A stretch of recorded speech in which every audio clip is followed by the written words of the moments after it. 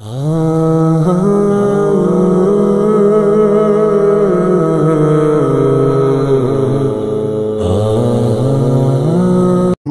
व नुसल्ली व नुसल्लिमु अला रसूलिहिल करीम अम्मा बाद फ़अऊज़ु बिल्लाहि मिनश शैतानिर रजीम बिस्मिल्लाहिर रहमानिर रहीम।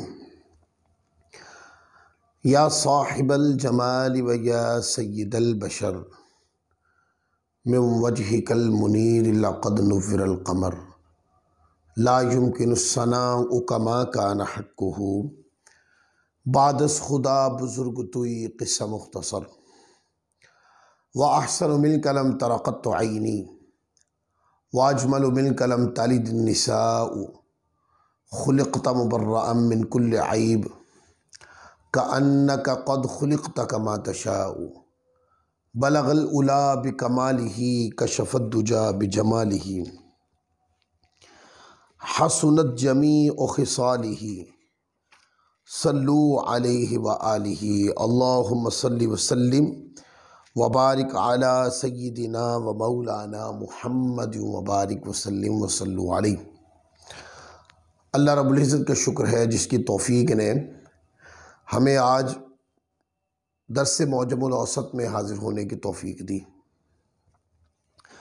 आज हमारा दर्स नंबर 9 है और पिछला जो दर्स था वो हदीस नंबर 703 पर हमने ख़त्म किया था और मज़मून ये चल रहा था कि आका अलैहिस्सलाम ने इरशाद फरमाया, एक साहबी रसूल बारगाह रिसालत में हाज़िर हुए, अर्ज़ की या रसूलल्लाह मेरी वालदा फ़ौत हो गई हैं, अगर वो कलाम फरमाती तो यकीनन सदका करती, तो हुज़ूर अगर मैं उनकी तरफ से सदका करूं तो क्या उनको फ़ायदा होगा? तो हुज़ूर अलैहिस्सलाम ने फरमाया क़ाल नाम, हाँ उनको फ़ायदा होगा। तो इससे मैंने इस्तदलाल करते हुए बताया था कि किसी दूसरी ज़ात का नेकी करना, यानी एक बंदा फ़ौत हो गया है और एक ज़िंदा आदमी जो उसकी औलाद के अलावा, औलाद हो या उसके अलावा कोई भी हो, जो नेक अमल करे, सदका व खैरात करे और करके वो मरने वाले बंदे को उसका इसाले सवाब कर दे, तो वो सवाब उसको पहुंचता है। ये मज़हब मफरूज़ों पर मबनी नहीं है, इसाले सवाब का जो नज़रिया है ये कुरान और हदीस पर मबनी है। आगे हदीस नंबर 721 उठा लें। हदीस नंबर 721 का मजमून ये है, यानी इसके अंदर ये बात बयान की गई है कि जब भी कोई बंदा दुआ करे तो उसको चाहिए कि दुआ की इब्तदा और इंतहा के अंदर हुजूर अलैहिस्सलाम की ज़ात अक़दस के ऊपर दुरूद पाक पढ़े।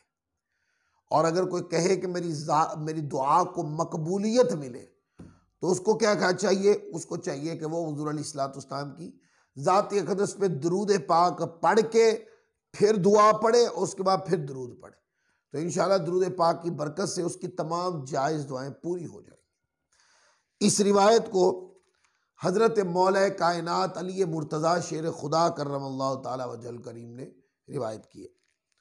फरमाते हैं कि हर दुआ कबूलियत के मुकाम तक पहुंचने से रुकी रहती है जब तक मोहम्मद सल्लल्लाहु अलैहि वसल्लम और आपकी आल पर दुरूद ना पढ़ा जाए, तब तक वो रुकी रहती है।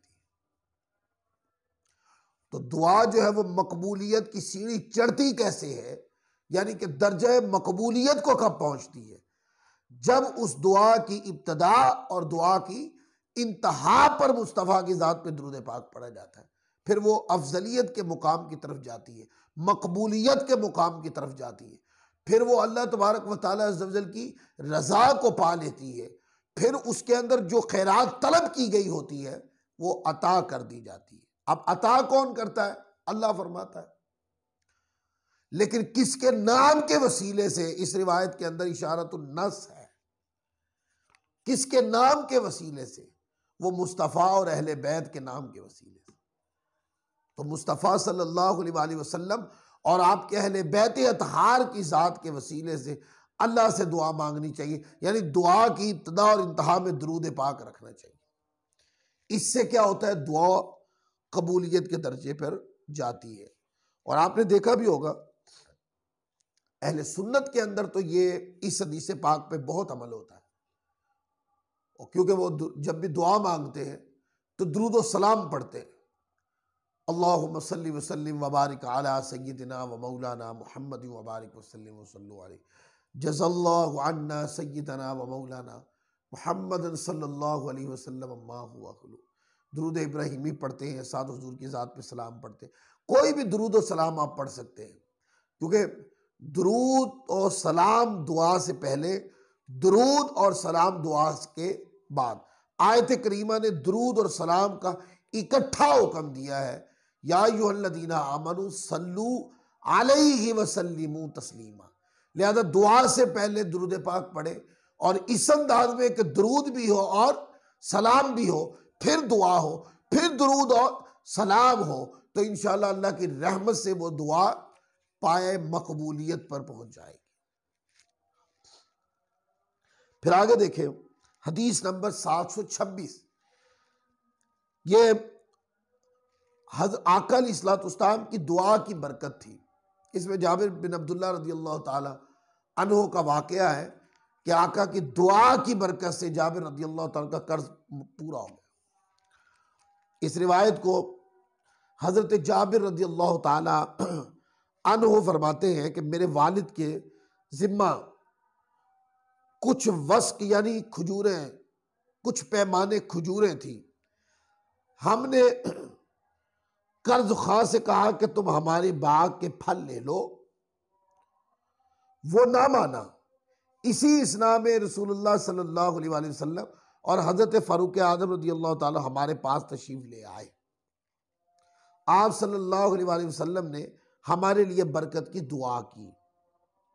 फिर हमने खजूरें तोड़ी और हर शख्स को उसके कर्जे के मुताबिक खजूरें दे दी, जबकि हमारी खजूरों का ढेर पूरा ढेर उसी तरह बाकी था।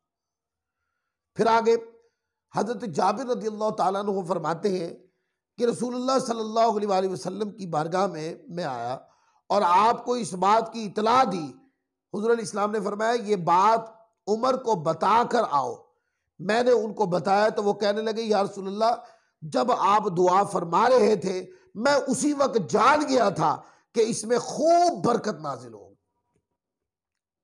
देखिए, दुआए रसूल बाइस बरकत है, और ऐसी बरकत जो ना खत्म होने वाली है। वो खजूरें जो पहले पूरी नहीं हो रही थी, उससे कर्ज की अदायगी मुमकिन नहीं थी। फिर आका अलैहिस्सलाम की दुआ की बरकत, और ये पूरे वाक़े में हुज़ूर अलैहिस्सलाम के दस्ते अक़दस की बरकत जब नसीब हो गई उन चीज़ों को, तो उसमें ऐसी बरकत आई कि सारे कर्ज अदा हो गए, पर खजूरें फिर भी बच गई। इससे पता चला कि नेक बुजुर्गों से दुआ करवाना ये बाइस बरकत है। कोई काम, कोई फल बेचने लगे तो नेक बुजुर्गों को बुलाना, दुआ करवाना, ये क्या है? ये बाइस बरकत है। या कोई फल या कोई बाग आपने लगाया और अब आप उस बाग को खाना चाहते, तो आप चाहते हैं कि इसका पहला फल जो है वो कोई नेक आदमी खाए, तो इस तरह वो फल किसी नेक आदमी की बारगाह में ले जाना ताकि वो खाए, और उसके खाने और दुआ की बरकत में से इस फल में बरकत हो जाए, तो ये भी दुरुस्त है। फिर आगे देखें, ये रिवायत हमने पढ़ी। अगली रिवायत हदीस नंबर 761 उठाए। इसमें भी हुजूर अलैहिस्सलाम के दस्ते अक़दस की बरकत की तरफ इशारा है। इसको हजरत अबू अतिया अल बुकरी बकर बिन वाइल रदियल्लाहु ताला अन्हु बयान करते, कहते कि मेरे बचपन में मेरे घर वाले मुझे रसूलुल्लाह सल्लल्लाहु अलैहि वसल्लम की बारगाह में ले गए। आपने मेरे सर पर अपना दस्ते अक़दस मुबारक रखा। हज़रत अबू अतिया अल बुकरी यानी बकर बिन वाइल फरमाते हैं कि हुज़ूर ने मेरे अपना दस्ते अक़दस मेरे बालों पर रखा। मिस्कीन बिन अब्दुल्ला अबू फातिमा अल अज़दी कहते हैं कि मैंने 100 साल की उम्र में भी अबू अतिया के सर और दाढ़ी के बाल स्याह देखे हैं। ये बरकत अल्लाह अकबर। यानी कि हुजूर ने सिर्फ हाथ रखा है और आका के दस्ते अकदस की ही बरकत थी कि अबू अतिया 100 साल की उम्र हो गई पर उनकी दाढ़ी और उनके सर के बाल सियाह थे। ये उसी तरह जैसे हजरत नाबिगा जादी को आका अलैहिस्सलाम ने, कि जब उन्होंने शेर सुनाया जिसमें आका अलैहिस्सलाम की नूरानियत का तज़किरा था, तो हुज़ूर अलैहिस्सलाम ने कसीदा बानत से आद सुनकर फरमाया था कि अल्लाह तुम्हारे दांत सलामत रखे। तो हजरत नाबिगा जादी जब भी उनका कोई दांत टूटता था तो आप देखते हैं कि पक्के दांत टूट जाएं तो दोबारा नहीं आते, पक्का दांत टूट जाए दोबारा नहीं आता।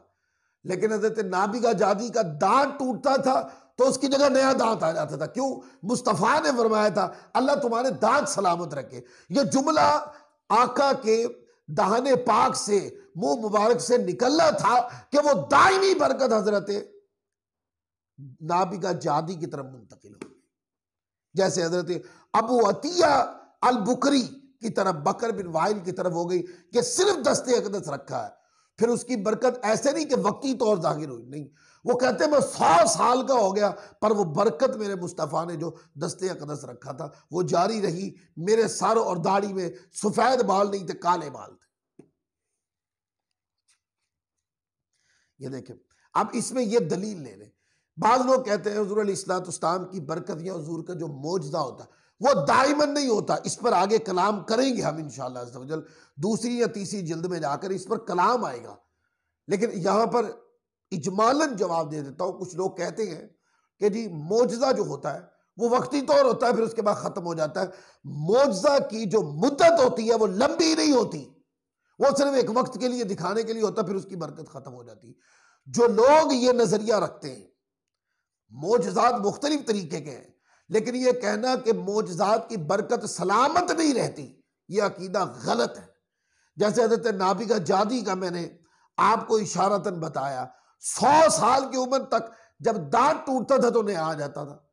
और ये जो रिवायत अभी मैंने आपको हदीस नंबर 761 मौजमुल औसत की जिल्द नंबर 1 हज़रत अबू अतिया बकर बिन वाइल रज़ी अल्लाह ताला अन्हु का मैंने आपको सुनाया कि आका ने दस्ते अकदस रख दिया।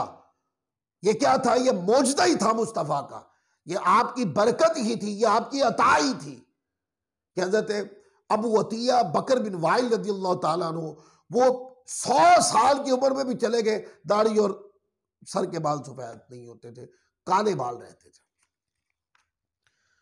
फिर आगे देखें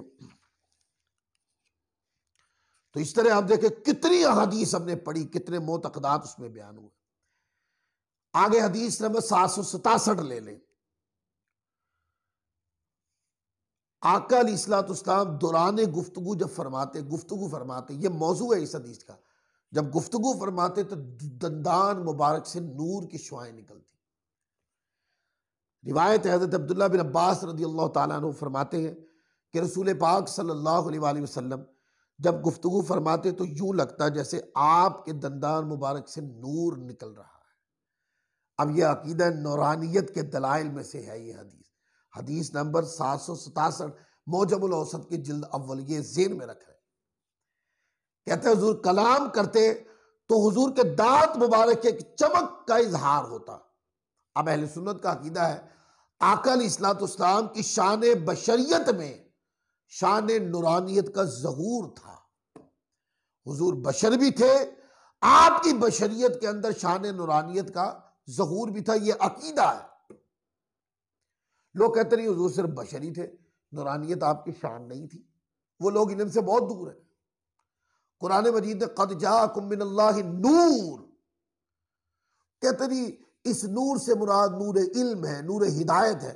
भाई आका की ज़ात के लिए जब कुरान पाक ने नूर फरमा दिया तो मुस्तफ़ा नूर हिदायत भी है, आका नूर हिस्सी भी है, आका नूर मानवी भी है, मुस्तफ़ा नूर इल्म भी है। आका अलैहिस्सलाम नूरानियत जो है, जब हुजूर की शान अक़दस के लिए कलाम कुरान मजीद ने फरमाया तो उसमें जामइयत है, इकाई नहीं है, जामइयत है। तो आका अलैहिस्सलाम के दंदान मुबारक से नूर निकलता था। यह मुस्तफ़ा के अकीदा शान नूरानियत में दलील हो गई। फिर आगे हदीस नंबर जो अभी हमने पढ़ी, ये हदीस नंबर 767 थी। और अब आ जाएं हदीस नंबर 799। आज का दर्स इसी पे ही रोक देंगे हम। हदीस नंबर 799 मैंने जिक्र किया था ना दस्ते मुस्तफ़ा की बरकत। आइए हदीस नंबर एक और पढ़ते हैं। 799 हदीस है। अनस इब्न मालिक रिवायत करते हैं, फरमाते हैं कि अबू तलहा रज़ियल्लाहु ताला अन्हु ने रसूल अकरम सल्लल्लाहु अलैहि वसल्लम को देखा। आप सल्लल्लाहु अलैहि वसल्लम भूख की वजह से अपने पेट पे पत्थर बांधे हुए थे। वो कहते हैं कि उन्होंने अपनी बीवी से कहा है, उम्मे सुलैम, मैंने रसूलुल्लाह सल्लल्लाहु अलैहि वसल्लम को देखा। अब ये ज़हन में रख लें, हजरत अबू तलहा जो थे ये हजरत उम्मे सुलैम के दूसरे शौहर थे। हजरत उम्मे सुलैम की पहली शादी मालिक के साथ हुई थी, जिनसे हजरत यानी कि हजरत उम्मे सुलैम हजरत अनस इब्न मालिक की वालिदा भी हैं। और फिर हजरत उम्मे सुलैम का दूसरा निकाह हजरत अबू तलहा के साथ हुआ था। तो ये वही बात है। तो हजरत अबू तलहा कहते हैं, मैं घर आया तो मैंने अपनी बीवी उम्मे सुलैम से कहा, आका अलैहिस्सलाम को मैंने यूं देखा है कि पेट पे पत्थर बांधा है। आप सल्लल्लाहु अलैहि वसल्लम भूख की वजह से पेट पे पत्थर बांधा हुआ है, तुम उनके लिए खाना तैयार करो। उन्होंने जंगली कबूतर जितना एक परिंदा ज़िबा करके पकाया, फिर रसूलुल्लाह सल्लल्लाहु अलैहि वसल्लम को बुलाया। आपने उस पके हुए परिंदे को पकड़ा, फिर उम्मे सुलैम घी वाला मिशकीज़ा लेकर आई और इसमें से परिंदे पर घी निचोड़ा और इसके साथ परिंदे को खूब तर कर लिया। फिर इसमें बरकत की दुआ फरमाई। फिर फरमाया, मस्जिद वालों को बुला लो। उन्होंने उनको भी बुला लिया। इस एक परिंदे से 70 लोगों ने खाना खाया और इनके बाद रसूलुल्लाह सल्लल्लाहु अलैहि वसल्लम ने और घर वालों ने खाना खाया। फिर आप सल्लल्लाहु अलैहि वसल्लम ने अपनी अज़वाज के लिए भेजा। जितना खाना तैयार किया गया था इससे ज्यादा बाकी बचा हुआ था। ये क्या थी? ये आका अलैहिस्सलाम की दुआए बरकत थी कि उस खाने को जो एक शख्सियत के लिए तैयार किया गया था, 70 शख्सियात ने खाया, अहले खाना ने खाया, अज़वाज मुतहरात के लिए जो साथ थी उनके लिए भेजा। पर क्या हुआ? वो खाना कम ना हुआ। ये क्या था? ये आका अलैहिस्सलाम का मोजज़ा तकसीरु ताम है कि कम खाने को मुस्तफ़ा ने ज्यादा कर दी। तो आका अलैहिस्सलाम की दस्ते अक़दस की बरकतें कितनी है, वो आंखें कितनी मुबारक होंगी जो इन बरकतों को खुद अपनी आंखों से मुलाजा करती होंगी।